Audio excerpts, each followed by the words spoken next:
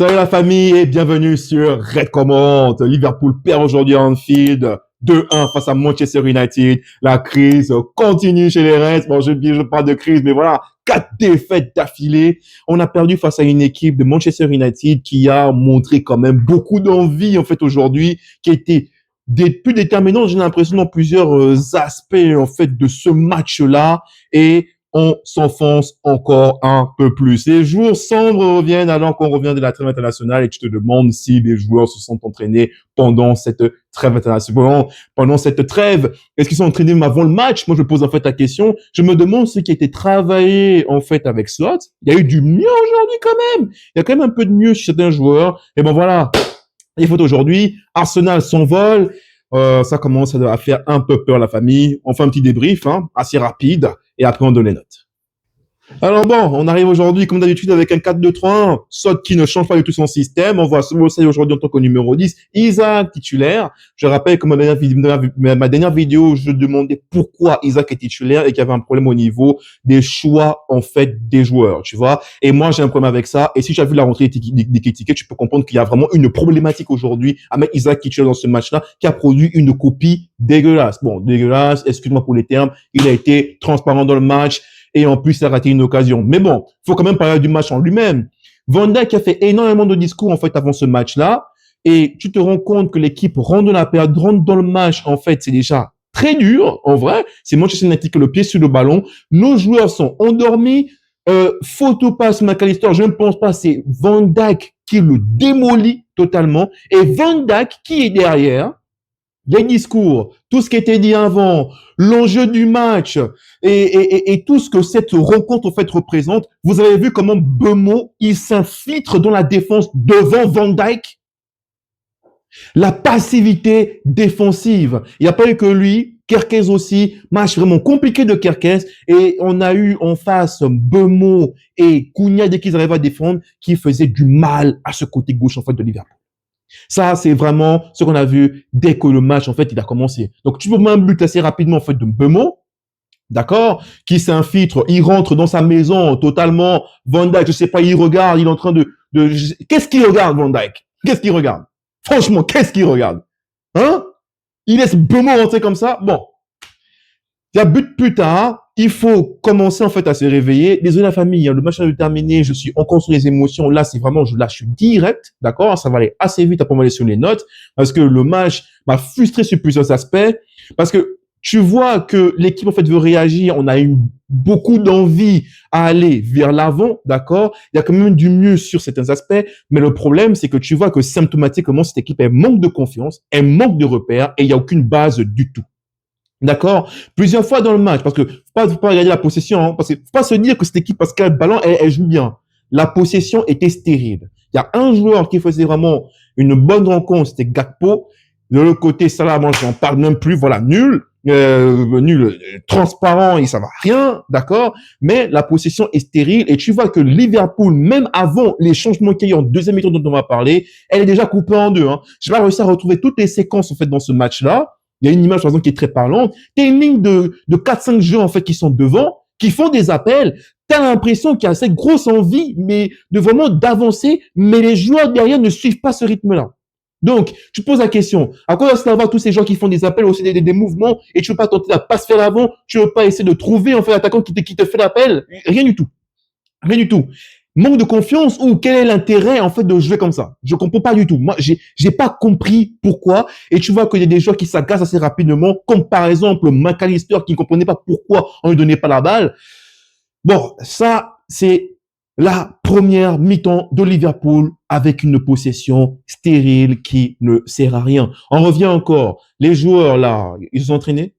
Quels automatismes en fait ils ont travaillé pendant tout ce temps-là? Qu'est-ce qu'ils ont travaillé? Ils ont travaillé quoi? Parce que moi, je ne vois pas sur le terrain. Il y a quand même eu du mieux avec McAllister qui arrivait quand même à s'infiltrer, à essayer un peu de combiner et tout. Mais vraiment, c'était plus en fait en deuxième mi-temps. Mais en première mi-temps, pareil, hein, le jeu stéréotypé. Gakpo quand même arrivé en fait à donner des centres qui fonctionnaient. Kerkez, voilà, il a aussi tenté, mais les centres, voilà, ça passait pas du tout. De l'autre côté, Salah et comment il s'appelle, et Bradley.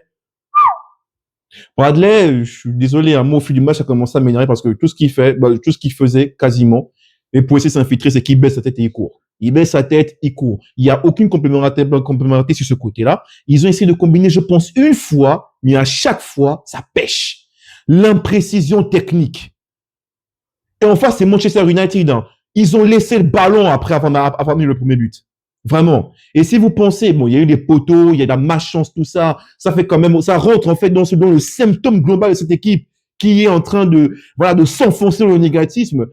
Au fond, mais complètement au fond, parce que avec les poteaux, là, les ratés le raté sur la passe, je pense que c'est la seule passe qui avait été tentée en profondeur pour essayer de trouver Isaac aujourd'hui. Même si, voilà, il a fait un mauvais match, il fallait quand même essayer de le trouver. Mais tu vois que cette équipe, en fait, elle s'enfonce. Totalement. La première mi-temps, je dis qu'on domine. Je domine pas. Moi, j'ai vu des occasions de Manchester United, ils arrivaient à construire, ça rentre à défense, toujours au côté droit avec Kerkez et Van Dijk, je sais pas ce qu'ils ont fait aujourd'hui. Numéro de flûtiste. Il y a plusieurs fois. Mais Manchester, il pouvait claquer le deuxième but. J'avais plus l'impression qu'on était proche du deuxième but que du 1-1. Mais vraiment, c'est l'impression que j'ai eue. Ils se sont produits et c'est vraiment l'impression que tu donnes, tout le match te donne. Manchester United s'est produit plus négligé en première mi-temps que Liverpool. Hein. C'est-à-dire ce que tu as joué. Deuxième mi-temps, il ne fait aucun changement. Je ne vais pas m'abattre beaucoup plus la première mi-temps. J'ai seulement vu de saluer Gakpo qui a fait un bon match. La défense, Konaté, je ne veux pas vraiment. En fait, la défense, je ne peux pas en vouloir à Mamadi sur cette frappe-là. Franchement, je ne peux pas laisser des gens rentrer dans ta défense comme ça. On refait encore la passivité, on revient encore cette passivité de Liverpool, de la défensive en fait de Liverpool. Deuxième mi-temps, il fait pas de changement, on rentre quasiment en fait dans la même chose, mais si tu veux remettre un peu plus de rythme, il n'y a plus cette envie en fait d'être dans la surface en fait de Manchester United, mais c'est toujours un peu pareil, d'accord? Les joueurs sont manque d'idées, hein? Il n'y a aucun lien en fait entre ta défense et ton attaque réellement, d'accord? Et tu as vraiment du mal à te créer de danger. Je vois qu'un seul joueur qui crée du danger. Je répète encore, je vois que c'est Gakpo. Je vois pas d'autres joueurs, en fait, qui ont créé de danger, en fait, dans cette rencontre-là. Aujourd'hui, quand même, assez positif, c'est qu'on arrivait quand même à sortir le ballon et il fallait quoi? En fait, sortir le ballon. Tu as vu, Gravenberch, avec son jeu de corps. Quand même, aujourd'hui, je répète encore, j'ai vu un meilleur McAllister, quand même, avec la passe qui arrivait à sortir le ballon. Mais après, tu te dis qu'en face, écoute, Manchester United, ils étaient derrière. OK? Ils étaient derrière. On arrive maintenant au changement, bon, je passe quand même une partie en fait de la rencontre parce que je t'avoue, hein, là, analyser, j'en ai pas envie. Cette équipe a vraiment besoin de retrouver surtout de la confiance, retrouver des bases solides parce qu'on n'a vraiment aucune colonne vertébrale en fait en vrai, d'accord. Et je pense que c'est c'est vraiment, c'est ce qui manque parce que quand tu vois le but à la fin de Maguire, je vais y arriver, où tu vois que après les changements, parce que Sot, il fait rentrer des joueurs, on passe en 4-2-4 ou bien en 4-1-5, c'est Cortijon qui est le seul. Bonne rentrée des joueurs. On voit encore Chiesa qui rentre très bien, on voit Curtis qui rentre très bien, on voit Ekitike qui rentre très bien. Pourquoi Ekitike n'est pas titulaire? Je reviens encore sur ça. On a l'impression que c'est le seul joueur qui est en forme. Mais réellement, en fait. Et Chiesa qui vient par la suite, Chiesa fait une passe décisive. On voit directement déjà que l'équipe commence à mieux jouer, qui a un meilleur rythme. Et franchement, après le but, dès qu'il y a eu 1-1, moi, j'ai pas cru qu'on allait gagner. Franchement, j'espérais qu'on fasse un match nul. Parce que tu vois directement que Liverpool, à cause des changements de Sot, on est coupé en deux. Direct. Il n'y a qu'un seul lion au milieu de terrain, c'est Curtis Jones. Donc, tu te dis que si il y a un problème en attaque et ça revient en défense, pour s'organiser, c'est chaud. Il n'y a plus de shield. Mais quand tu vois le but qui a été pris, moi, ce qui me fait le plus mal, déjà que c'est Maguire qui met la tête, c'est le fait que j'ai l'impression qu'en face, Manchester United, ils prennent des décisions assez vite, sans trop réfléchir, alors qu'en face, Liverpool, on me dirait que chaque joueur dès qu'il a le ballon, il a besoin de 20 minutes pour pouvoir trouver une solution. Et ça, c'est dommage. Ça fait mal de se dire ça, que Manchester United a réussi à se produire beaucoup plus d'occasions que Liverpool dans ce match. Bon, il y aura les poteaux et tout, mais je pense qu'ils ont réussi à se produire beaucoup plus. Hein. Je pense que j'ai pas réussi ça, mais je pense que c'est beaucoup plus eux qui ont réussi en fait à se retrouver beaucoup plus dans une situation en fait de but. Un match à la fin perdu, d'accord, sur l'engagement Manchester United, voilà, chapeau. Est-ce qu'on pouvait gagner ce match? Oui, mais à la fin, je vois juste un Liverpool qui est en crise. Je vois un Liverpool qui est en manque de confiance. Je vois un Liverpool qui ne tente pas. Je vois un Liverpool qui ne se fait pas confiance. Et ça fait mal et ça fait peur pour la suite parce que tu enchaînes et les prochains matchs ne vont pas être faciles. Arsenal a gagné aujourd'hui. Moi, j'ai l'impression déjà qu'en termes de discours, il faut qu'on leur enlève de la tête le titre et tout le reste. Je pense. Et essayer de se reconcentrer d'abord, c'est essayer de trouver une meilleure cohésion d'équipe et un meilleur rythme. Déjà, je pense repartir à des fondamentaux. Moi, je m'en fous. Cette équipe, à la fin, n'a pas le rythme, mais il faut, qu'on n'a pas le titre ou pas, bon, peut-être que j'exagère, mais il faut qu'on joue mieux, là. Il faut qu'on joue mieux et il faut qu'on ait des joueurs qui sont en fait en confiance. Peut-être qu'il y a trop de pression avec le mercato. Voilà. On est sur 4 défaites de suite. Je ne sais pas ce qui va se passer par la suite. Mais je t'avoue, là, j'ai peur. J'ai extrêmement peur. Tu vois. Et j'ai l'impression que Arsenal, j'ai vu leur match. Tu vois des matchs comme ça, gagner 1-0 comme ça, excellent face à Fulham. C'est des matchs qui te donnent le titre. Et Liverpool, j'en peux plus de commentaires. Il y avait un abonné qui avait mis ce commentaire-là, qui disait que on est en train de rendre les points qu'on a volés, en fait, au début. J'ai l'impression que c'est ça. Hein? Dès que Liverpool est mené, pas du tard à la fin. Je n'ai pas plus à dire sur ce match-là. Je n'ai pas plus, en fait, envie d'analyser cette rencontre. On n'a pas été bon. Voilà. Pas plus. Pas, en tout cas, pas assez pour gagner. Pas assez pour gagner. Beaucoup trop difficile. Beaucoup trop difficile. Et je peux pas passer individuellement sur tous les joueurs. Donc, la famille, on va passer directement aux notes. Alors, en termes de notes, Manashvili, je lui ai mis 5. Je pense qu'il n'y a pas plus, quoi. Il a pris un but, hein. Il n'a pas été très sollicité, en fait, aujourd'hui. Franchement. Donc, je pense que ça suffit, hein. Konaté, j'ai mis 5. Meilleur dans la rencontre, en fait, que Van Dijk. Van Dijk, j'ai pas du tout, en fait, apprécié la rencontre de Van Dijk, en fait, aujourd'hui. Donc, Konaté, j'ai mis 5. Je pense que c'est très fair. Et à plusieurs situations où j'ai vu qu'il y avait des joueurs, en fait, de Manchester United qui se retrouvaient tous seuls dans la défense. C'est général. J'ai l'impression même que c'est tellement général d'avoir de la passivité défensive en ce moment chez Liverpool. Et voilà. 5, je pense que c'est très fair. Kerkez 4,50 qui n'a pas eu un bon match du tout, en fait, au jeu de Kerkez. Tu vois l'énergie, tu vois tout, mais offensivement, ça apporte pas beaucoup de choses. C'était vraiment très pauvre et défensivement, c'était quand même assez limite. Cunha fait très mal avec Bemo aujourd'hui, donc sa position, en fait, et c'est les deux, en fait. Donc là, je parle de Kerkez, mais je parle aussi de Van Dijk aujourd'hui, 4,50. Franchement, Van Dijk, j'avoue, j'ai gardé, en fait, au travers de la gorge, le fait que Bemo rentre comme ça dans la surface et tout le reste, tout, en fait, franchement, c'est dans une globalité. J'ai pas aimé, j'ai pas apprécié en fait la défense aujourd'hui de Liverpool. Donc 4,50, je pense que franchement Van Dijk, il peut faire beaucoup plus en fait que ça. Il nous habitue à mieux. Connor, j'ai mis 5 parce que voilà, je trouve que c'était vraiment très neutre en fait de la part de Connor, difficile offensivement et défensivement. Je pense qu'il n'a pas été beaucoup trop mis en fait à contribution aujourd'hui. Alexis, j'ai mis 5,50. J'ai beaucoup plus aimé le match en fait d'Alexis aujourd'hui. Il peut faire plus. Parce que vraiment, tu vois ce manque de lion à l'attaque et à la défense, tu le sens vraiment, en fait. Mais aujourd'hui, j'ai un peu plus aimé le match, en fait, de Alexis. J'ai l'impression que si tu, d'une manière globale, l'équipe a besoin de retrouver un peu plus de confiance entre eux, tu vois, pour arriver à créer un peu plus de dynamisme offensif, un peu plus de mouvement pour créer du danger. Mais j'ai plus aimé le match d'Alexis, en fait, aujourd'hui. Ça, c'est quoi, je pense que c'est très bien. Ryan a fait un bon match, j'ai mis 6, voilà, sans plus, sans commentaire en plus en fait pour Ryan. Dominique, j'ai mis 5,50. J'ai pas aimé du tout sa première mi-temps. J'ai pas aimé. J'ai trouvé qu'il n'apportait pas plus que cela. En deuxième mi-temps, on est revenu sur le même système, toujours un peu pareil, sans plus de créativité que cela.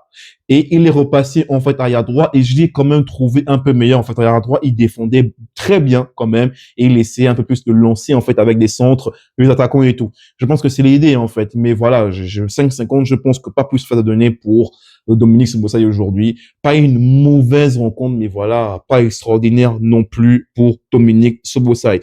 Après, on arrive sur, pour moi, le meilleur joueur de la rencontre, Gakpo. Voilà, but aujourd'hui. Il a eu 3 poteaux. Dommage, tu vois.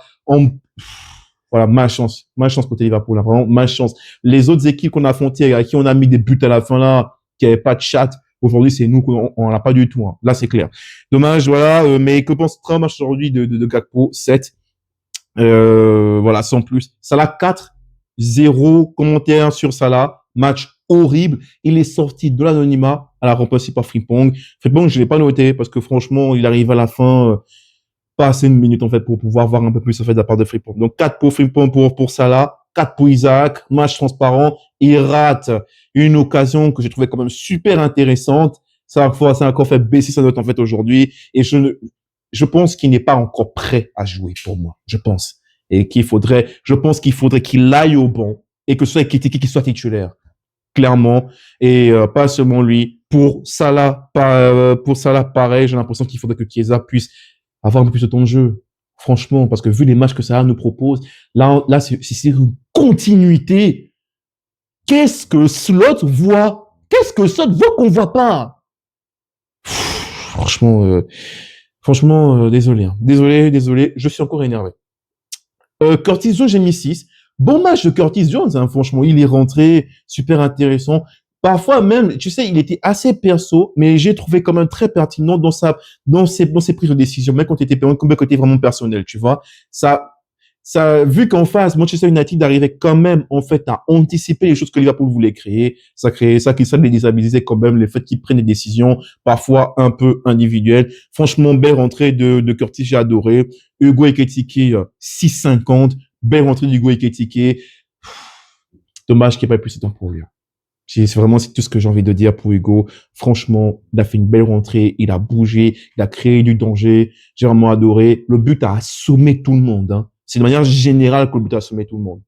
Et tu comprends que ça a vraiment affecté le moral des joueurs parce que voilà, ça gagne pas. C'est pour ça qu'on les voyait plus. Mais ils ont fait de superbes rentrées. Lui et aussi Florian, j'ai mis 6.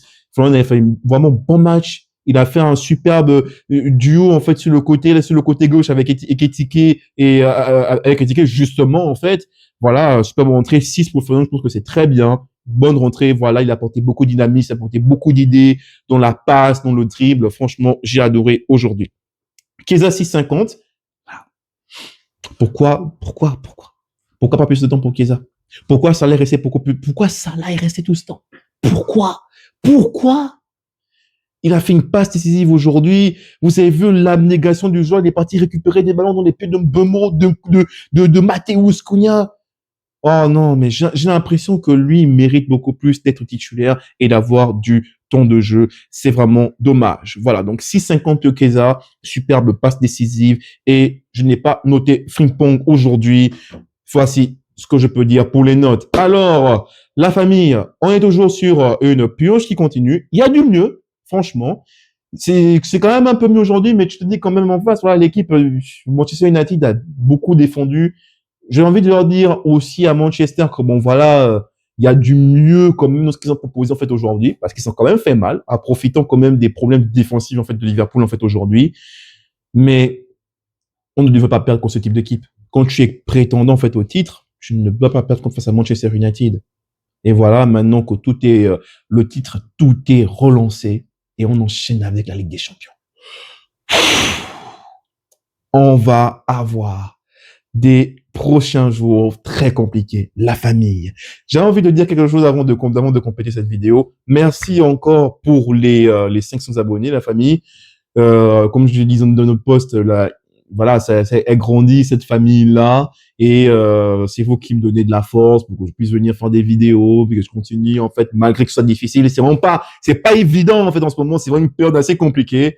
Voilà, merci pour la force, la famille. N'hésitez pas à me dire ce que vous avez pensé de la vidéo en commentaire. N'hésitez pas à me dire ce que vous avez pensé du match en fait en commentaire. Quel joueur vous a déçu? Qu'est-ce que ça va dire? Qu'est-ce que ça a déçu en fait dans les choix de saute? Moi, c'est le fait de garder déjà ça là beaucoup trop longtemps sur le terrain et aussi de ne pas vraiment voir d'une équipe qui s'est entraînée. C'est vraiment ça le plus que j'ai envie que je remarque. Et surtout, le fait que Ekitike ne soit pas titulaire, ce sont des choix que je trouve vraiment imputables au coach. Et aussi sur l'impression que cette équipe en fait donne.